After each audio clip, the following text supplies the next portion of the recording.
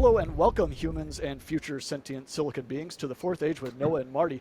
Today we have Bryant Cruse, who's the CEO and founder of New Sapience, which they founded in 2015 for, make sure I get this right, Bryant, but for the purpose of building AI that understands and communicates like people do.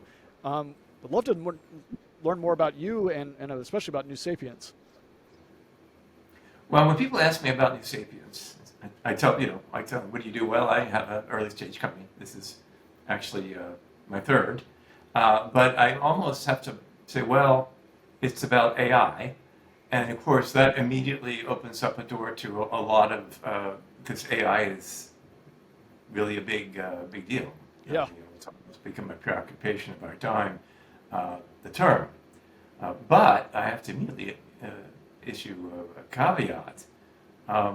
Whatever you know, if you know a lot about what AI is today, or even what AI has been traditionally, to understand what we're doing at New Sapience, you're going to have to, now we don't want to say unlearn that, but have an open mind that there could be an approach to that goal. And again, we probably need to talk about what is it, but our approach to it that's really completely contrarian, and really it's not built on either of the two previous approaches to creating, shall I say, thinking machines. Mm-hmm. So, how is it built? Are you referring to previous approaches like neural nets and other methods of making? Yeah, well, it's generally agreed upon today. If you go and read the Wikipedia or encyclopedia of articles on artificial intelligence, that there are basically two approaches. One is called the symbolic approach. They call that the top-down approach, using symbols to trying to encode information in computers and make computers act intelligent. And then the other one is connectionist, which is basically building some kind of application on top of the artificial neural network paradigm.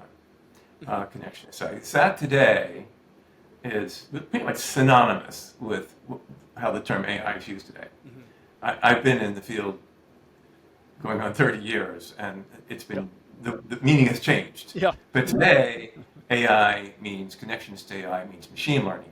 Mm-hmm. And right. The applications, of course, that are generating the most buzz these days are the generative AI based on statistical sequential language model, or sequential models. Mm-hmm. So that's not what we do. That's not what you do. So yours is based more on the approach, the other approach, the symbol first approach? Well, that's the funny thing about it. And some people say, well, you can't possibly exist because there's only two approaches. We're not either one of them. Yeah. Okay. And it's hard to grasp that in some ways.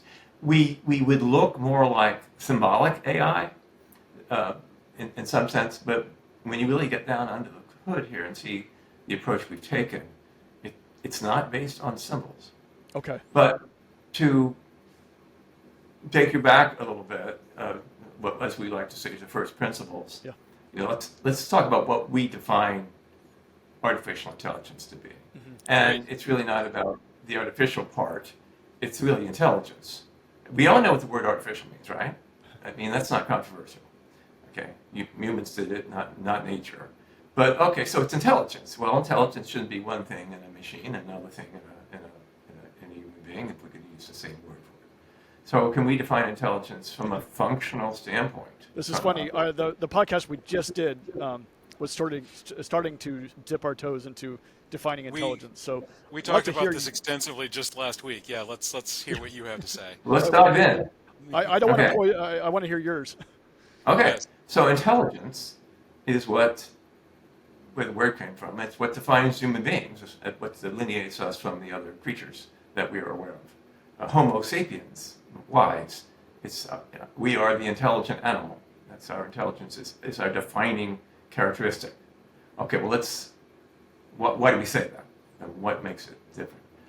Okay, we are the only species, because of our intelligence, are able to adapt our world to ourselves, to our own convenience, our own desires, rather than having to adapt to nature like every other species.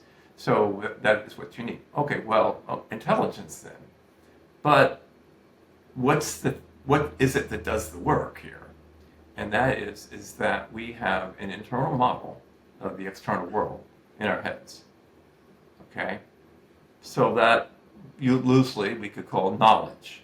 We have knowledge of the world. We have an internal model that allows us to predict what will happen in the real world if we do something based on our model. I don't have to jump off the Empire State Buildings to know what will happen. My model tells me quite accurately that. So that's knowledge of the world. That's our power. And that is what we want to endow machines with. We are tool building animals. And so we use tools to enhance our natural capabilities. Our greatest and most powerful capability is to create and apply knowledge of the world. And so that's the goal of AI, is to put knowledge into machines so that they can use their already great computational power, their use of memory management. They can do logic, they can do analysis, synthesis, all those functions which we kind of perceive as being related to intelligence in our own mind. They can already do that, but they don't have anything to think about, right? Because knowledge is separate. Now, in humans, as we understand, we're born and we obviously already have some computational capability and some programming, and maybe the origins or prototypical capabilities, rudimentary knowledge that hasn't become knowledge yet, but the capability is already built in. But knowledge itself has to be acquired, and it's put together in human beings. It's very laboriously constructed. It takes years. We build up a more sophisticated model of the world. And going back in history, I'm not sure what you guys talk about the fourth age, but you can certainly see phases in human development in which it wasn't until we accumulated a pretty significant amount of knowledge that we started to be able to come out of nature and create our own environment, create civilizations and build things and create machines and ultimately technology. So it's all driven by knowledge. So we see intelligence is the capacity in an information processor, organic or mechanical, to create predictive models of reality, an internal model of reality. That's the goal. Right. Now, I think the hope today, and no one really disagrees with that, I think, if you listen to, say, Jan LeCun talk about, machine learning, and he says, one thing we can't do yet is we can't build models of the world. We've got to be able to figure out how to do that. And he's hopeful, optimistic that artificial neural networks and machine learning can be the path toward being able to create those models. Now, good luck with that. I mean, that's the hope. And I guess the justification for the hope is that, human beings have a biological neural network, and we can do it, so it should be theoretically possible. But we've taken an entirely different approach. We said, well, what is knowledge? And as a type of information, as a type of information structure, can we understand what it is? Can we understand whether it has its own internal structure? And if so, can that structure be discovered? And on the basis of what we learn, can we synthesize knowledge directly and download it into a machine to give it a critical mass of knowledge, so then it can start reasoning about what it knows and bringing in more information and interpreting that, just like humans. So the idea would be, we would turn on the computer. It's already got a first grade education, Right. It already has that much knowledge that we gave it, that we built, we synthesized in a lab. So what does that mean? Well, the analogy is, so we call it synthetic intelligence based on synthetic knowledge. And in the same sense that a synthetic diamond is a real diamond, same carbon crystal lattice, but not made in a lab, not by nature, but it's the same product as nature would have created. So we're aiming to create the same kind of, what is functionally in a machine, the same thing as our knowledge is functionally in our brains, but not to do it the way our brains did it, because we don't know how it works. But we do know how computers work. The hard thing then is, how do you approach knowledge? How do you even go about that? And that's where our approach, again, we've been successful because we basically started in a different place. Traditionally, the notion or the the study of what knowledge is. Ideas and concepts, of course, connected, and it's about what is the connection or relationship between those ideas and reality. That's called the philosophy, if you will, of epistemology. Something that's been a lifelong interest of mine. You don't study that in computer science courses or in AI school. I got an equivalent of a master's in AI a long time ago, back in the expert system days, but there was no thought of epistemology. They just thought, oh, knowledge. They talked about knowledge-based systems and things, but they had no idea of what knowledge was. Really, it's just a bunch of facts, right? A bunch of assertions. You can string them together with rules. Right. The expert systems. The 80s. Right. Yep. Right. My first company was an expert system company. Oh, cool. Didn't Cool. work. I mean, it did work, but it doesn't scale. Yeah. Okay. Yeah.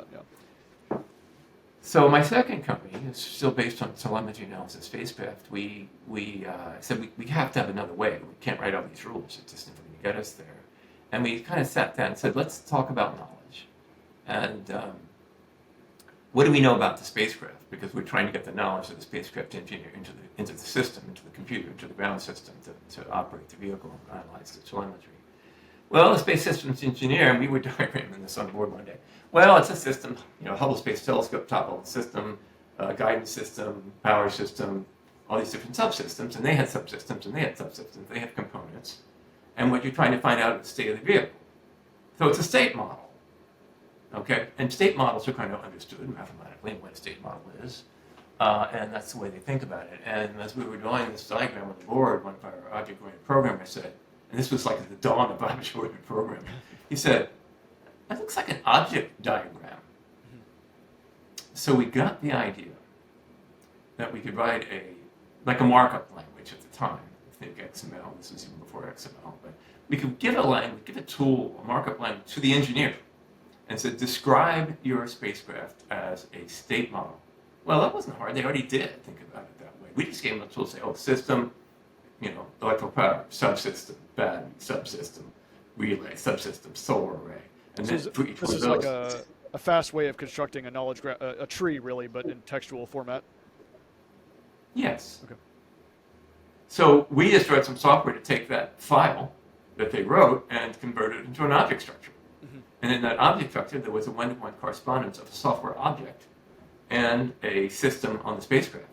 And a software object for each state of each component in each system on the spacecraft. So for the first time, we had a one-to-one correspondence between ideas in somebody's head and software artifacts in a computer. And again, similarly, reproducing the relationships as we understand the relationships and those things in the mind and in reality, and creating connections between them. So once you had that done, we pumped in telemetry into the lower level components. They recognized their states, and the states bubbled up to the top with all the programming sophistication of a washing machine. It was rank it through. Find your system. Each system. So to find a system, it asks its subordinates, what's your system? State. Each system would ask query state. And it worked beautifully. We built a launch control system for a space launch system that at a time when ground systems cost 20% of the entire program, millions of dollars to build the ground system, and had to be hosted on mainframes. We built it for like $4 million in 3 years, and we ran it on PCs. And it was the most highly automated launch control system ever. Wow. This is the 90s, roughly? I'm guessing based on your mid-90s. Okay. The launch vehicle was the Conestoga. Unfortunately, it blew up, but the ground system was a smashing success. Oh, man. But anyway, we ended up with a great technology with a friendly mark. But, so, I sold my first company, my second company, and had some time to think about what I'd learned. And I kind of went all the way back to my days, my early interest in undergraduate school, where I studied the great books and the great philosophers and, their ideas, Plato and Aristotle, and what they thought about knowledge, and Kant and Hume, and really started to think about what knowledge is. And, granted, it's a model, but what is its relationship, and how do you construct valid models that work? Mm-hmm. And, what my philosophical ruminations had told me was that the best models are of the world or of nature, are basically scientific theories. And they're not exactly true or false. They're just better or worse for a certain utility. Right. And going back to my kind of classical education, I was struck that the ancient Greeks had the Earth in the center. They had a model of the universe with the Earth at the center and all the things going around on Earth in perfect circles. And if it didn't look exactly like a perfect circle, they put it in a perfect circle on a perfect circle, on regular circular motion. Right. And you know what? It worked really well. It was a first They pass actually model, right? Yep. Yeah, they could calculate the size of the Earth. They could calculate the eclipses and the seasons, and they could navigate navigate a boat, a ship, around the surface of the Earth with great accuracy based on tables of observations, used really simple tools like a sextant. So, but then Newton came along and said, no. It's not about, the Earth is not at the center. It's not about regular circular motion. It's about force at a distance and universal gravitation. And he built a model, and he put it all together, and it would predict the same things. It gave you the same observations, and it could not only tell you about how to navigate or when the seasons would occur or other celestial observations. It could also predict the trajectory of a thrown apple, or allow you to navigate to the moon. The Ptolemaic system would not get you to the moon. It would get you anywhere on the Earth. And then later, of course, Einstein came along. Newton's system would get you to the moon, but it wouldn't get you to another star. And then, Einstein came along and said, no, Newton's a special case. So the point was, models have a utility. So you got to think, what am I modeling? So what is the utility of knowledge? Right now, we're building a model of a common sense world whose immediate utility would allow it to understand the meaning of words and talk to people and understand what they say. But it was really driven home to me about models and their utility when I graduated from my undergraduate school. I became a Navy pilot, and we were flying big four-engine airplanes around the Atlantic Ocean, navigating using this very complicated thing called an inertial navigation system. Mm-hmm. It was a thoroughly Newtonian device. It had inertially stabilized platforms and delicate accelerometers, and you put your starting point when you're sitting on the ground, the longitude and latitude in it, and then it would basically, by making continuous derivatives, it would find out what, by integrating the whole way, and hopefully with minimal error. Yeah, well, it was pretty good. Yeah. Okay? Good enough. It wasn't great, but it was pretty good, miles up accurate. But the problem was it was so complex that they were always, the gyros were tumbling and it was down. Mm-hmm. So what did we do then? GPS. We had a sextant. No, this is way before GPS. Way before GPS, okay. We had a sextant. Yeah, I thought you were going to get to the Einstein, because that's the fun part about GPS. No. Is that you Einstein to make that work. Yeah. The point was, when the complex solution of the Newtonian was very elegant, but it wasn't as simple. And we had a sextant. We put it through a little hole in the top of the aircraft and took a star shot, and then looked up a line of position on a table that were basically the tables that Ptolemy had put together. Mm-hmm. So knowledge is a model. So then we thought, I'm contemplating all this. So here's how we proceed. So we look at knowledge in your own mind, and you see it's all these ideas or concepts, and they are all connected with each other. So then they have relationships, and the relationships themselves are a type of idea, right? So it's all concepts and ideas, and you got this large number of them. As we learn language, we may point words at some of them, although that's very contextual. It's not a very good one-to-one mapping. But the point is, there we are. And maybe a first grader has about 3,000, 2,500 concepts about the world, and they're very obvious, the things you can see and touch. But they're all related to relationships. So we looked at these ideas and said, well, if you examine one, you see it's actually, things in the world are pretty sophisticated, complex. So every idea, you can be broken down into simpler ideas. And then you take those simpler ideas and you start breaking them down. And so that leads you to the conjecture of Democritus, where you get to ideas that can't be broken down anymore. Basically the atoms of cognition. It's a perfectly reasonable conjecture. And if you can do that, will it come out that they're not all alike, but they can be classified into a relatively small number of classes, which will determine how they will connect or not connect together to make sense rather than nonsense. Exactly analogous to the periodic table of the elements. Turned out you can't, and that's what we did. Okay. Yeah, so this is getting pretty symbolic from my point of view, and sounds a little Where's bit the symbols in it? yes, sounds a little bit No like symbols here. proof assistance. Um, I Hmm? don't know how It's many. like things, but the point is, what we have is a directed graph structure. That is the model. And graph structures. It's nodes and connectors. It looks just like a molecular model, as though they would, as though they were atoms and covalent bonds. It looks like that. That's not a symbol. It's a model. Models aren't symbols. Symbols have an arbitrary relationship between that and whatever they're symbols of. Models resemble reality. Models encode information about their prototypes directly. Now, we only use symbols to talk about understanding language, but the knowledge is not in the symbols. When you think about that, if you think about where does that take you, it clears up a lot of foggy thinking.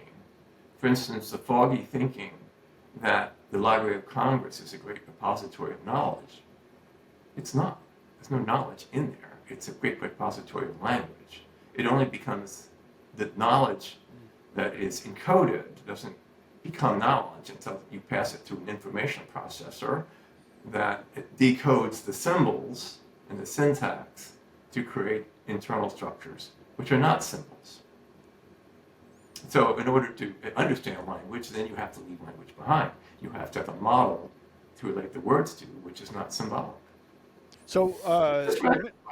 I would love to reflect a little on this to make sure I'm understanding. So my understanding of how our brains work, how ChatGPT works, is that they are using a neural net to build a system that can extract models in theory under the hood. So one thing we discussed is that ChatGPT can add two 40-digit numbers, which means it has to have, just looking at the information theory, generalized some notion internally of. No, it doesn't. It's an illusion.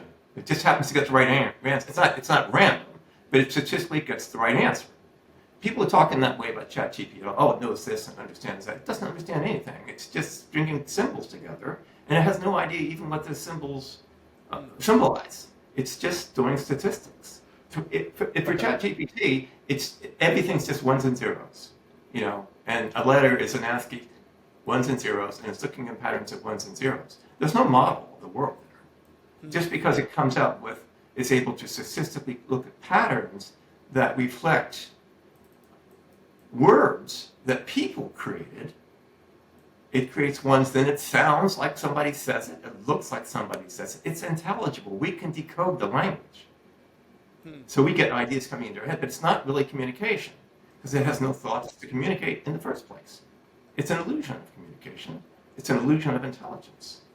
Okay, but how do you?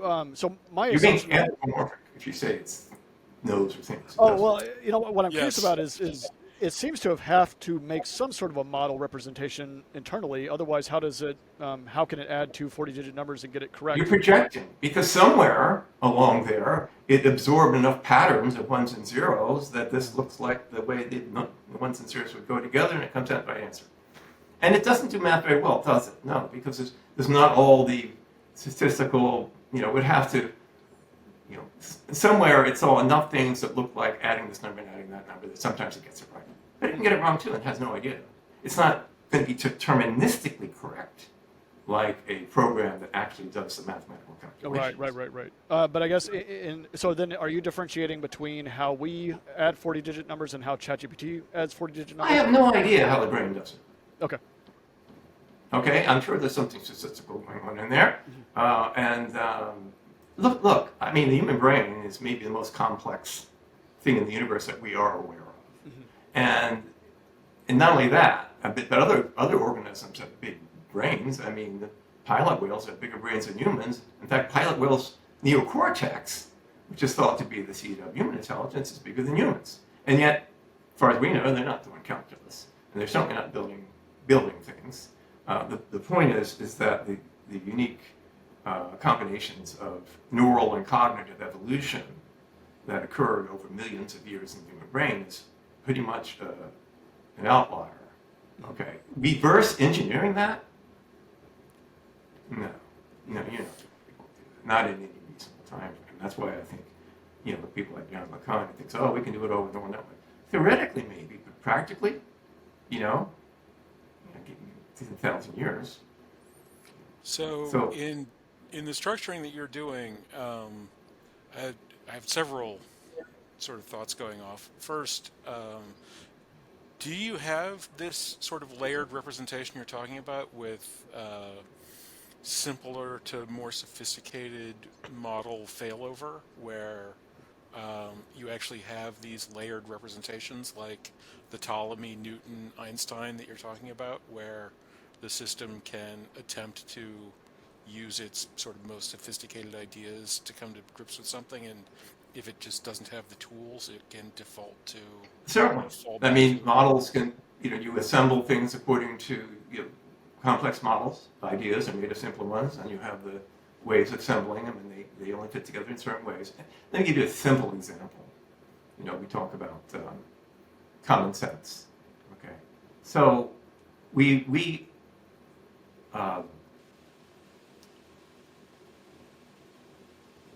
model every one of those concepts as classified on multiple dimensions. In pure activity elements, it's 2 dimensions. We have about 4 different things, which give you context and classify things along different dimensionalities, which control how things can go together. But I'll give you a simple example. So, you have, say, the concept of the action of writing, the model of writing. So actions have a model, a more generic model of things that all actions have to have certain characteristics for them to be understood as a model. And in order of take the action of writing, you've got to be able to define what can perform the action and what it can be done to, on, if it's one of those kind of transitive actions, and also what are the effects, because actions are things that cause effects. And so you model all these things for that one action, but of course it's not that hard because you have a higher level abstract notion of what an action has to have in it. So then I can put together the concept of writing, and then I can say to my AI, my Sapience, that I wrote an owl to work. And it's going to say, no, I don't think so. Why not? Well, owls can't be ridden. Why not? Because only riding animals or vehicles can be ridden. So they don't go together. You couldn't plug that idea into this idea because the connectors don't fit. right. Okay. So yes, now have we modeled cosmologies and astronomical things yet? No, because we don't need it for everyday English, but certainly we will. And it certainly will be able to model the difference between a Earth-centered model and a sun-centered model of the solar system. That's the biggie. Sherlock and Holmes the other thing famously about didn't care. Pardon me? Sherlock Holmes famously didn't care Yeah. whether the Earth circled the sun, because it wasn't relevant to what he cared about, which was how to solve crimes in London. Well, the Sapiens, as we call them, kind of take that same thing. One of the parameters that we do is we classify whether an idea is a sensory phenomenon, or it's basically an idea about something that interacts with our sensory apparatus, the thing of which it is a sensation, and then we also classify things according to whether something is a subjective experience. And then we classify things about whether it's a model itself, that it's an intellectual creation or construct. So you have, if you will, intellect and sentience or affect, and you have perception, and then you have the stuff out there that underlies what we perceive, which we only can get to through science and build ideas about those things. So if I say an owl is a large, beautiful nocturnal bird, and come back and say, what's an owl? You'll say it's a large nocturnal bird, you think it's beautiful. Why? Because beauty is a subjective experience. Okay, and that's only applied in at least the first level model applied to human beings. So the only human being in the conversation was me, the speaker, so I'm the one who's experiencing beauty in connection with the owl. And that's how it puts the little tinker toy models together. It puts the models together, and there's speaker, and there's experience of beauty, and that's in relation to, in response to bird, owl, which has objective characteristics like being nocturnal and being large Okay. compared to the birds. Well, that sort of brings up the other thing that I was sort of thinking about when you were first putting this in.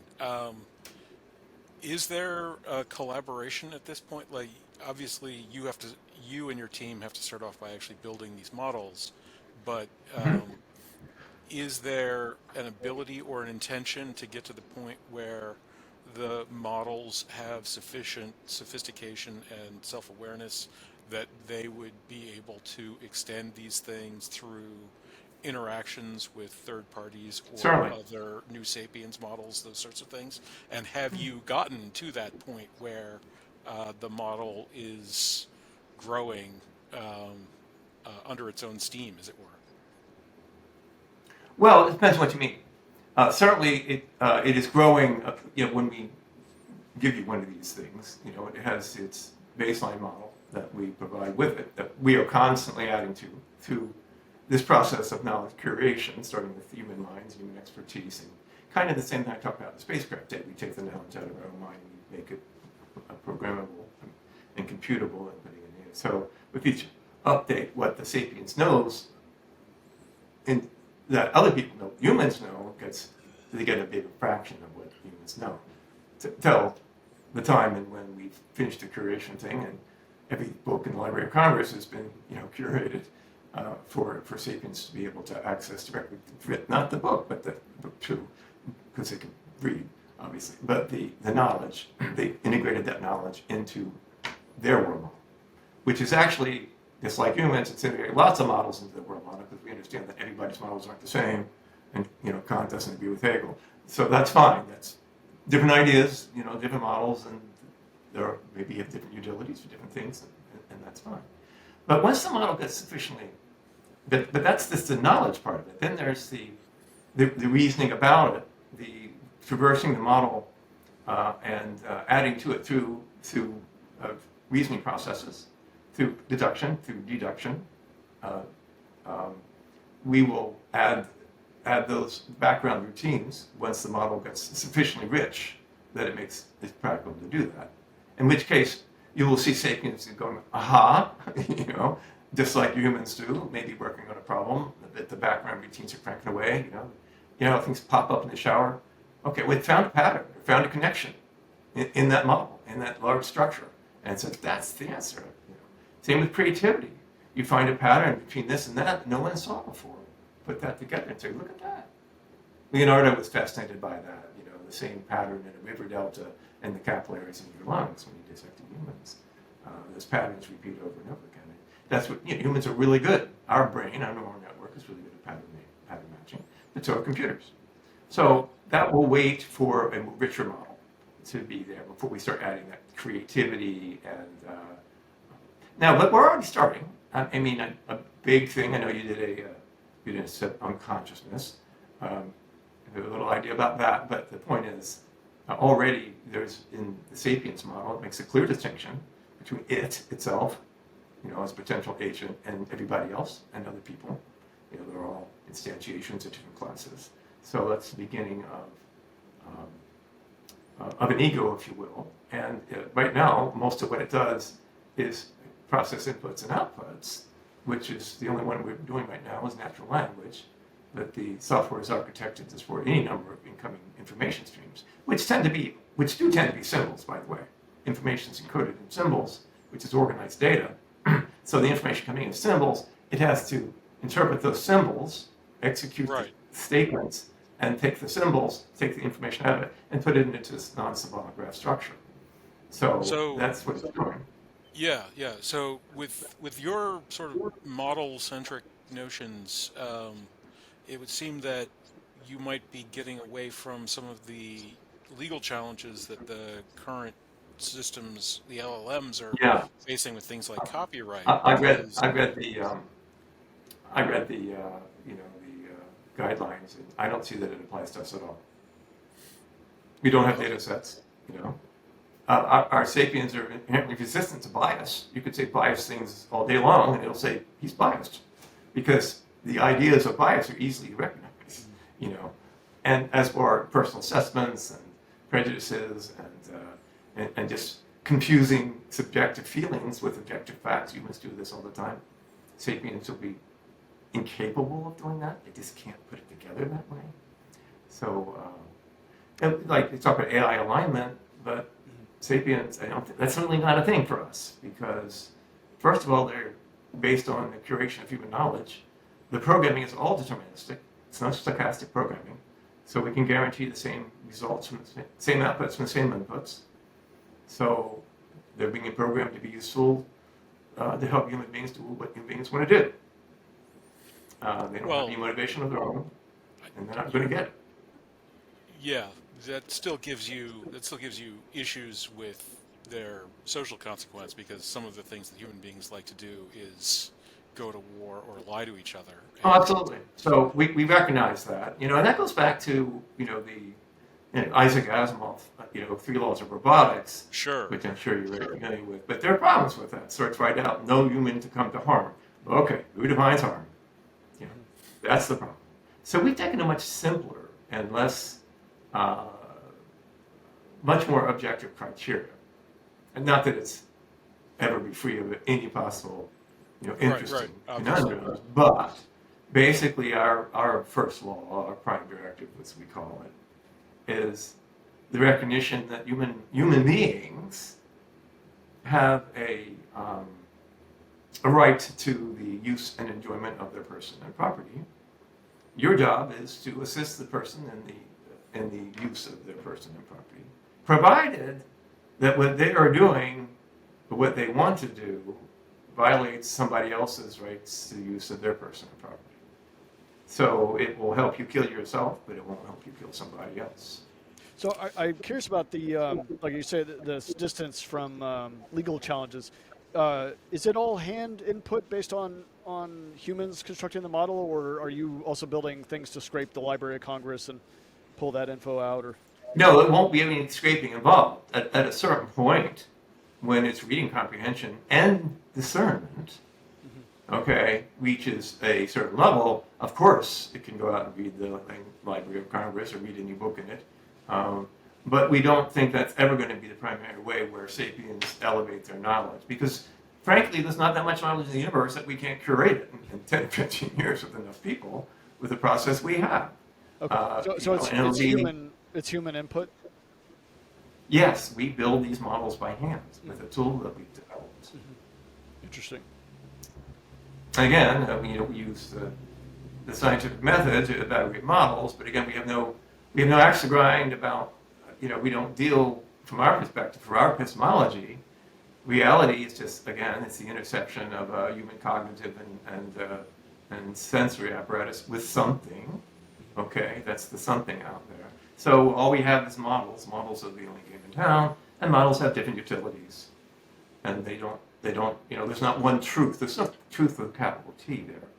So we don't anticipate that any, the results of the knowledge that we put in there is going to be particularly controversial to anyone. Some people who, for instance, who might, let me say, it'll be very much mainstream. I mean, we're starting with common knowledge, and we're even tagging things as common knowledge.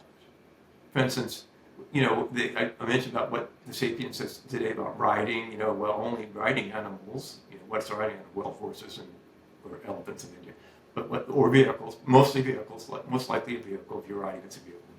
It uses that, by the way, to infer the meaning of your words. By the way, what's in your bike? I don't know. Well, it's for when to work. Oh, it's probably a vehicle. Could be a riding animal. Does put me in mind of proof assistance programs. COQ is in open source one, and they're doing not really what you're talking about, but it inside my model, these two things seem connected-ish, and they're working on computational proof assistance, so doing mathematical proofs. And the problem with having a full programming language or something like that is that the programming language is so powerful that if it generates a proof, you can't know whether or not it generated it in error through a failure in the whole. Yeah, I've read some of those thoughts about that. Somebody wrote an article saying we'll never be able to control AI because we'll never be able to understand its proofs, because it's too many, its capacity is beyond us. But for us, it really isn't about proof per se. For us, there's theories, there's models, they may fit, they may not fit, they have different utilities. There's no capital T to be found there. And really, what it comes down to, for a sapiens, it all comes down to is this information, is this knowledge, is this model something I can act on? Or I could recommend that a human act on it. Is it actionable? And that is a whole set of criteria that where does the information come from? What is it authoritative? Has it been checked? Can it be, if it's based on a theorem or a calculation, then you get into, well, this has been mathematically proven. It'll be a while before they start proving, sapiens probably start making their own mathematical proofs, but that will come someday. Because they're capable of doing anything a human can, ultimately anything a human can do with knowledge, and anything a computer can do with numbers. So someday it'll be doing its own proofs, and maybe it'll be able to explain them to humans, and maybe not, but when they get to that level of sophistication, but it'll certainly be able to say with confidence, I think you can act on this. Yeah, I think you can come to it to go on. I think you might want to take a look at proof assistants, because they, in fact, can prove things and explain those proofs by restricting themselves to being sub-computational. And so that allows them to be capable of building out a logical argument that's verifiable, which is something that things that are more powerful actually can't do. That's very interesting. I should make the point about another one of our dimensionalities. Is the recognition that reality comes in layers. And you can think about it this way. I mean, the quantum phenomena is like its own universe, but emergent properties from quantum phenomena is atomic phenomenon, emergent properties are chemical phenomena, and material phenomena, and natural phenomena, layer up and layer up on layer. And, all the way up to the way we see that going is beyond the perceptible things is a kind of reality itself. In fact, it's the one we tend to live on. But time ago, the world underneath the world with humans out of it, it's not there. No, there's no sounds. There's no, when a tree falls in the forest, there's nobody there. There's something there that causes sound when there's an ear present and a mind, all that stuff. But then there's what we feel about is our reality too. This is important to us. This is where our values come from and our motivations come from, our subjective feelings. And then there's our intellectual cognitions, which, project our intellectual cognitions on all the perceptions. And again, that's where we get our power. But so let's talk about love. What is love? Well, it has layers. There is a level of electrochemical phenomenon happening in the brain, and then there's a chemical endorphin layer, and then there is the experiential level. And if I say, how do you feel about your wife? And I say, well, she makes the waters of my soul overflow when I think about her. That's real. But there's also endorphins down there and chemical, down there. So when you talk about these close proofs, and at the layer where those things matter, where they're relevant, they're very important. But they're not the whole story. If you want to understand human beings and talk to them and understand what they're saying, then you've got to be completely aware of how they talk and how they feel. Sapiens don't have to feel, but they have to understand the role of feelings play in human beings. And so it's a kind of layer, so that's another thing that every idea that we have in the model is also located as to which layers it is. And take the tree. Yeah, what's your release plan for all this? Like you say you're building the models, you've got whatever you have. Like when does product ship, if you will? Well, we're hoping to have our first version of it, which is a consumer. And by the way, this is really compact stuff because we don't need giant amounts of data and we don't need supercomputers. We just got it running natively on the iPhone.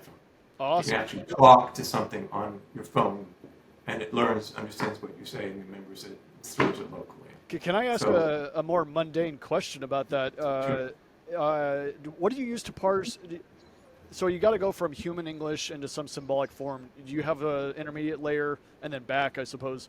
You have an intermediate layer that turns parses the language and turns it into some sort of symbolic representation? Good insight. So the first thing happens, we take an English statement input. It's a ordered series of symbols with syntax and semantics. So what we do is first of all, we kind of convert that with its model references. The words have semantics leading into the model, if you know what the word means. It's in the model. So you get out, dog bites man, I get out dog, I get out man, I get out the action of biting. But then I look at the syntax and the symbols. And what we do is first thing we do is we create an intermediate graph structure, which we call a language graph, where the syntax of the sentence is still reserved. Now, in order to tag things and understand that syntax, we do right now use a statistical parser, a grammatical parser, that Google wrote, probably a machine learning thing. Mm-hmm. And it gets it wrong about 20% of the time, just flat wrong. Wow, 20%, okay. Google says it's good 96% of the time or something, but they're not going with it what we're doing with it. I mean, it tags things as, nouns that were never nouns, or verbs, or this part speaks of that. It's that bad? Okay. Gets it wrong. Huh. So we have to, right now, off the top of it, we have to deal, with patch up time with things that didn't work. But we're replacing that with what you might call a knowledge-based analyzer, which first of all, look, just even before you even look at the grammar, what's most likely going on here? Man, dog bite. Dogs bite people. So the knowledge, well, you don't even need grammar. You can still get it right. Mm-hmm. So based on looking at how the things might go together, plus then we can go back and deduce parts of why was a noun used here?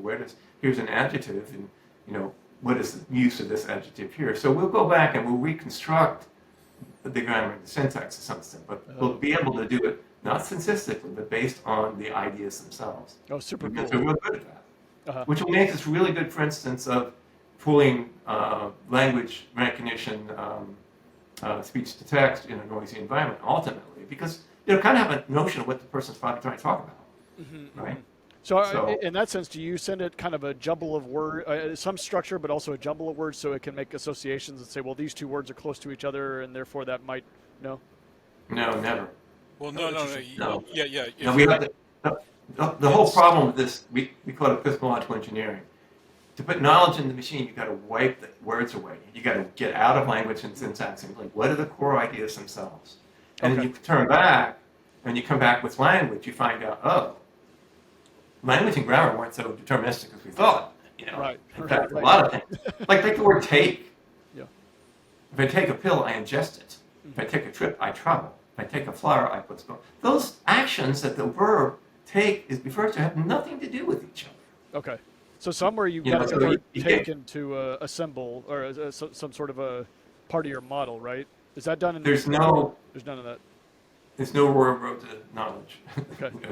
There's no shortcuts. Interesting. It's very. It gets easier. Okay. But there's no. I'm going to write an algorithm out of this. Turn all this stuff up. So with your example of take, help me understand a little bit more about how you get to the meaning of what they want for take, like take a trip versus take a pill. When we pulled it out here, the word take is associated with a whole bunch of what we call transforms. Okay. Which are graph structures. Okay. Which say if take is used, subsequent to pill, then take the language graph and take the knowledge graph that's created. And originally it would go with the default take, which might mean. And see where it matches. Yeah, but when you say pill, it's not. You don't mean that. You mean I took it, I ingested it. So you just take the knowledge graph, because the second thing after we do with the language graph is we say, okay, we comprehend it. What does it mean? Right. What did the person really mean based on how we know about ideas, regardless of what he seemed to be saying? So you leave the language behind you to the knowledge graph. But then we look at these ones that have these ambiguous meanings and way more than you think. Right. I was going to ask, do you do a voting or some sort of a stack ranking, or is it, where it might match in two to some extent that might happen down the road, but that's more in the terms of figuring out what is the current context, because the context is probably going to tell you which one you mean. Uh-huh. So there could be conflicting context. Interesting. Yeah, I'm thinking I of was like just the talking to classic. somebody the other day. Had one. We were on the boat over the Bahamas, and then my son-in-law was swimming on the boat, and he came up and said that there's shells down there.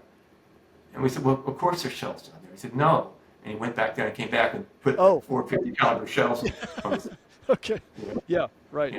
Right. So, So wouldn't the model have to be able to assess? Well, I guess there's always more. I remember the classic question with Google saying, well, which Java do you mean? Java the programming language or Java the coffee? And there's always some context, but it's I guess at the end of the day, you have to determine which pattern match is more. Well, we're doing that all the time. I mean, Okay. we're doing that contextually already. I mean, there's sometimes you have words that synonyms. Did you pike the fish or pike the weapon? So Right. Or again, we're calculating. There's things we call. Did I mention this? Regions. Another dimensionality is you classify all ideas in related bodies of ideas, like maritime, for instance, or warfare, or legal. And so you're constantly trying to calculate what's the dominant, we call it low side, what's the dominant context in the conversation. Right. That's one of like 4 parameters that Sapience is always trying to calculate. Uh-huh. What's the dominant context in that sense? And they're kept in a stack, by the way. So it's got the previous ones, if it switches. And it does this just by a numerical calculation on each one is classified. So, okay, I got 6 with maritime and I got 5 with law. We're probably in maritime law, or whatever. But, so it's calculating that. It's trying to calculate, why is this person talking to me? Oh, that's cool. What's his motivation? Right. And what is their emotional and physical state? It's trying to determine that as well. All those things are vastly important to really understand what a person's saying to you. Right. So I'm curious, do you also have a sense of the model about how far out you should travel from a discussion? So for instance, if I asked, give me a recipe for a cookie, it would make sense to start giving me, at least in our day-to-day language, let's give some ingredients, let's give some, right. But it does It not. would go into context. It would need some actual, we'll actually put in some contextual stuff that is directed to solving certain kind of problems. Okay. Like doing a recipe, or reading an encyclopedia entry, or reading a dictionary. They're all different contexts. So each one of those will eventually get, little context that we pulled in to a micro context, if you will. Okay. For interpreting language or that's cool. either spoken or reading. So you kind of stay at the same level. So like I can imagine if I asked an algebra question, I would want it to stay within my frame of reference. Like if I asked it as a 7-year-old versus a 40-year-old, or just to math in general, I'd want it to be able to meet me where I am. Is that part of the Yes, context? exactly.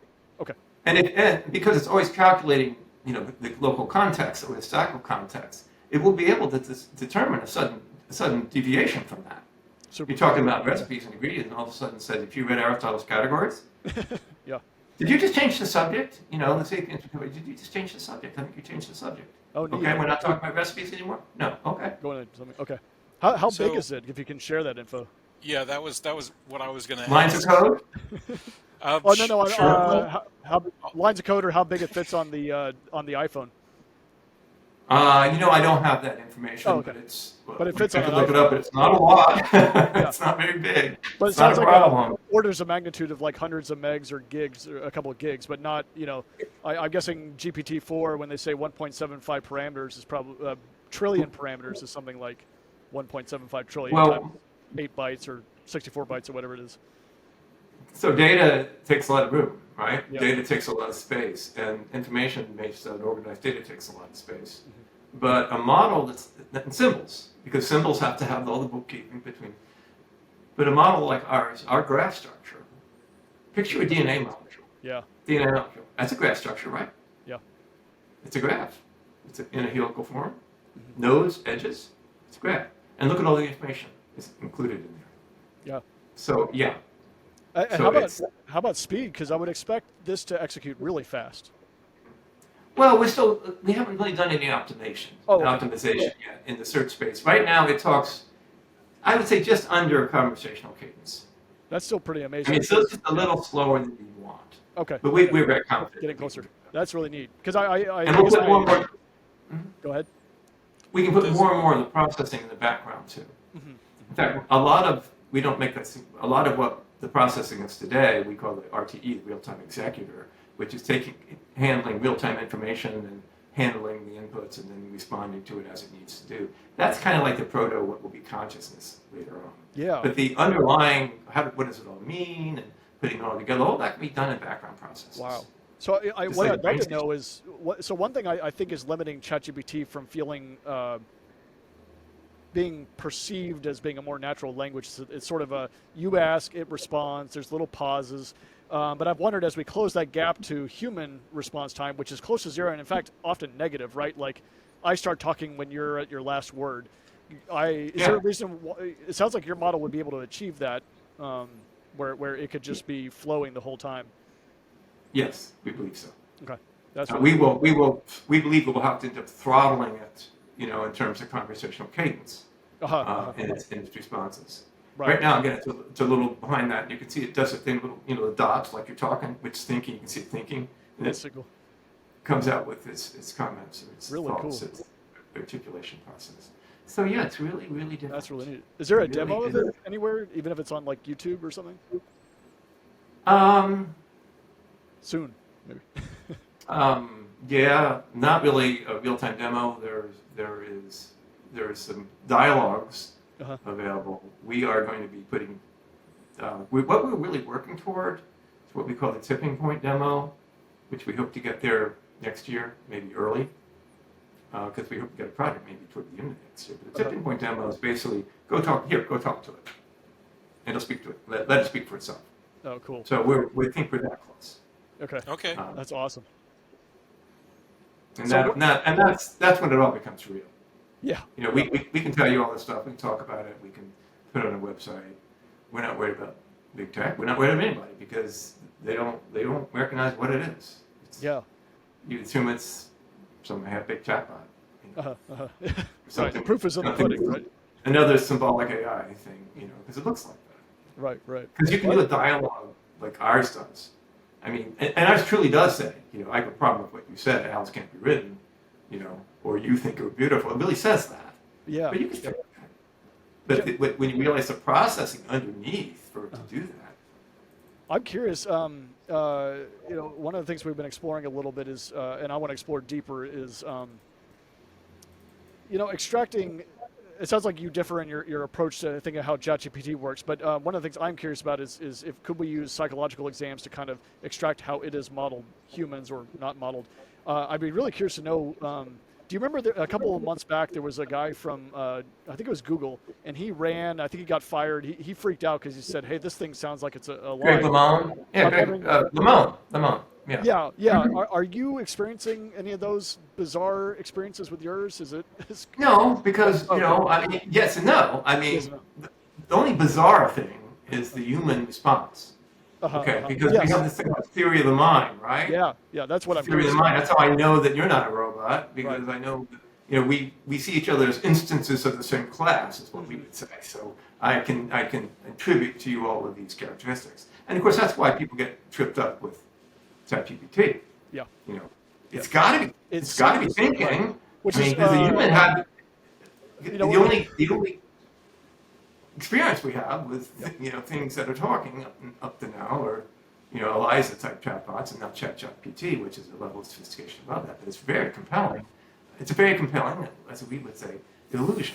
Right. Now, right. Which is why, by the way, we love the example of Furby from 1997 that was banned from the NSA and the Pentagon because they thought it was learning, and it was just a simple couple of illusions. Well, somebody told me, hey, you got to watch this movie the other day. It was called, I forgot, The Girl or something. Yeah. Anyway, I got like her or something. I think it was it. I got about 20 minutes into it. It looks kind of interesting. I got this. They said it was AI and it was using this purpose to trap predators, like a sophisticated chatbot. But then it started doing all this stuff, right? And they said, well, what is it? Well, this is the world's most advanced self-adapting AI. I just turned it right up. Self-adapting AI is a myth,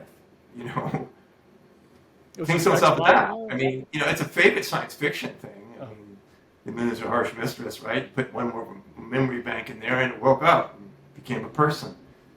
It doesn't happen that way. Yeah. It took 20 million years of evolution for human beings to achieve consciousness. And so this doesn't happen. And sapiens don't do that. But it will and does surprise you, and it does engage you cognitively. And one reason is that the language comprehension process it goes through is modeled exactly on what humans go through. And that you take the language, you analyze the grammar and syntax, you figure out what the words mean, you put it all together, and the new idea created isn't in the sentence. It was created from ideas you already had in your mind. The incoming sentence was just assembly instructions, right? Go to your cognitive warehouse, get these ideas out and combine them in this way. Here's the parts list, and the grammar gives you the assembly instructions. That's exactly what we do. And when it gets it wrong exactly like a child or a person learning English as a second language. Mm-hmm. It'll get the pronoun reference wrong sometimes. It'll get the common noun reference wrong sometimes. Mm-hmm. But it does so in a way you go, right, I see why you made that mistake. Yeah. It acts like a human in that regard. Yeah. Well, because it is acting like a human in that regard. And so people find it kind of endearing. It wasn't uncanny valley. It was like, hey, it's kind of like cute. me. Yeah, it's kind of like me. It's struggling to understand, getting it right sometimes, but it's people like it. Yeah, one thing I did, I keep hearing people saying, well, AI can't possibly achieve these certain things because, well, like ChatGPT, someone would say, well, it doesn't write good sonnets. And I'm like, well, I don't write good sonnets. And then I came up with a list of 50 dumb things that humans have said just to make it so we can compare that, humans we believe are intelligent creatures, self-evident, but we say some really dumb things sometimes. Well, that's an interesting thing about art, too, and the whole controversy about art and all this stuff. Generative AI can create decorative-looking things, but I don't think that's an issue in the long run. The use for that is commercial, art, illustrative art, commercial stuff, and that's fine. But when you have an entity that you can basically ultimately create, can do anything you want it to do for you, that you can do, that you want, you tell it, go do this. And, that's what we see they're for. Eventually you put it into robots, and, Elon Musk will wait for his call to put something in his robot because, it's got nothing there. It's a chatbot. Yeah. But he's going to need real intelligence. Mm-hmm. Really? A household robot? You could have something in there, handling hot stoves and sharp knives with the mind of ChatGPT? Yep. But anyway, we can handle. But the point is, I love the thought of that, though, because it makes you say, well, what do I not want them to do for me? Mm-hmm. And one of them is probably create art. Because humans create art for our benefit, for our enlightenment, for our pleasure. Right. And anything else that people like to do, they'll still be able to do. They'll just use the AIs for the difficult, dirty, dangerous to use. Elon Musk just said something like that recently. He got people hitting on him about, superabundance. And sounds like socialism and all that stuff. Right. Well, but human beings aren't going to stop. Human beings aren't going to stop working. Okay, it's just work. They just may not have to work for a living. Right. Which is where the part of the revolution starts to come in. But I would love to have you back if you're interested when you have a demo, because I'd love to dive in and just kind of explore it with you. Well, when we have that demo, we'll be looking, and we'll be able to do that real soon. Awesome. Or even it doesn't have to be out. It definitely could be a lab or something. We can do it for sure. Yes, absolutely. We'll come back to a demo. That'd be awesome. And where can people find more about it? I was seeing there's newsapiens.com. Newsapiens.com. We're just about to redo website. We've had this problem with trying to educate people from first principles to understand what it is we're doing, that's kind of tough. Especially in the current environment. We do have a YouTube channel. Oh, cool. And I have a lot of videos on there. We have a whole course on there called New Sapiens 101. It's actually 4.5 hours, 9 sessions, me talking, but basically doing TED Talks about all this stuff. Oh, super cool. And the reason is that we did that for investors, because investors, we're running into what I call the Gutenberg problem phenomenon, and that goes like this. well, we liked your idea for a printing press, Mr. Gutenberg, but when we did our due diligence and checked with the book reproduction experts down on the street of scribes, none of them knew what you were talking You about. didn't hire any writers. What are you doing? Right. No So, pins. so you can't do technical due diligence because what is it? AI. Oh, well, I'll go out to my AI experts Yeah. and ask them what they think. Well, the first question is, well, what kind of data set do they use? You know? Yeah. Yeah. So there's no, Neural you net. can't do due diligence. Yes, So- as another contrarian superintelligence practitioner, I very much have that problem myself. Yes, indeed. I'd All like right. to know. Yeah. Well, thank you so much. And how about also Twitter, Threads, anywhere on there where people can follow you? Yeah. New Sapiens. Well, there is, I think I have one personally too, about New Sapiens, I think that's one. I think it's on the website at the bottom. Awesome. All those links. Well, We have thank a you. guy, getting in social media and posting all this stuff. But Yeah, that's awesome. but you know, as Einstein said, you got to make things simple as possible, but not simpler, right? So there's an education here. So we're trying to learn how to tell our story. You know, Awesome. Us bit too. by bit. You guys gave us an hour, so that's Yeah. and you guys already had some background, a lot of background, and done some homework. So I think we covered a lot of ground. So it was a great conversation, but you don't get that with every potential investor. Yeah. Yes, definitely. You want an hour? Yeah. Yeah. You only get an hour, and then there's a lot of luck. But yeah. And then let's see, where can people find us? I think we're expanding. We're now on YouTube and Spotify and hopefully on Apple Podcast. So please find us in The different the spots. fourth age. The fourth age. And quickly, because I gotta go. But what are the first three ages? So the breakpoints are the plow, the steam engine, and now the computer. And Okay. just as you were talking about before, the breakpoints are where new technologies and techniques change our relationship with the natural world in ways that Yes. alter human civilization at the political, economic, religious, and cultural level. And so Yeah. that's what we I have to get cope it. with now. Yeah. Well, and we deal with that. We deal with that explicitly in talking to, investors or people trying to understand what's your product. Well, it's a technology. It's kind of like saying, hey, I invented this thing called the steam engine. Okay, what problem does it solve? I mean, it changed everything, right? So Well, thank you, Brian. This has been awesome. it's been fun. I really, obviously, enjoy talking about this stuff. So. All right. It's, Well, hope to see you again soon, and we can dive into some demos. Yeah, we'll be ready for that soon. Super All right. cool. All right. Thank you.